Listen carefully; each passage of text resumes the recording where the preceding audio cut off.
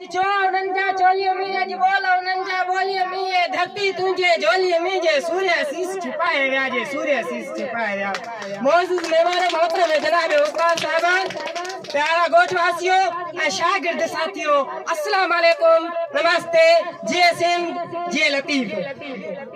अज असा जे वचन लाइ गॾु थिया आहियूं वो सकाफत जो ॾींहुं आहे दुनिया जे हर कुंड कुड़िछ में सकाफती ॾींहं मल्हाइजंदा रहनि था ऐं रहंदा ज़िंदा क़ौमुनि ते उहो फर्ज़ आहे त पंहिंजे सकाफती ॾींहं जो ख़ुशीअ सां अजन कनि त जीअं दुनिया में पंहिंजे हलंदड़ वजूद जी ख़बर पइजी सघिजे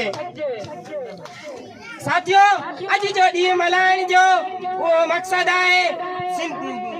बेशऊर सिंधीअ खे उहा ॻाल्हि नशीन करणु आहे त कलम जे ज़रिए हू केतिरी इज़त कमाए सघे थो ऐं हक़ ऐं नाहक में घणो फ़र्क़ु आहे ज़िंदगीअ जा असूल सेखारणु सिर्फ़ु तइलीम ई थी सघे थी जंहिं बि क़ौम वटि तइलीम न आहे उहा क़ौम वसीलनि हूंदे बि ख़ैरात जो आसरो कंदी आहे उन खां पोइ उन क़ौम जो कंध हमेशह झुकियल हूंदो आहे मरंदी बि क़ौम आहे जीअंदी बि क़ौम आहे किरंदी बि क़ौम आहे उथंदी बि क़ौम आहे हिन भूअ जा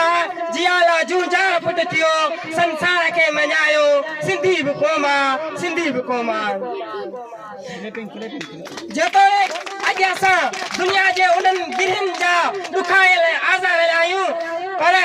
जेसीं असां अमल फ़िख्र ऐं इंसानियत जे उन हक़ ऐं इश्फ़ाक़ जो वज़न रखी ॼाणूं था तेसीं असांखे पक आहे त असांजे तक़दीर जी ॿेड़ी लुॾी लुॾी वरी तार करे पार पइजी वेंदी आहे तेसीं असांखे मेहनत कुर्बानी अमल ऐं सुजाग सां गॾु रहणो पवंदो साथियों हींअर असां पाण में छड़ो छड़ायूं उन करे उन पीड़ा वारे रविये खे ख़तम करण लाइ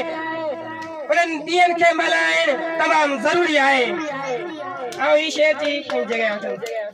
ए धरती तुंहिंजो दर्द खणी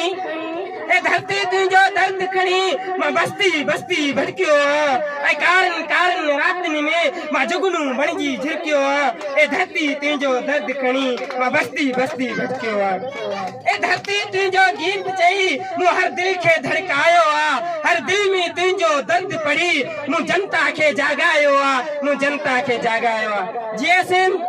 जीअं लतीफ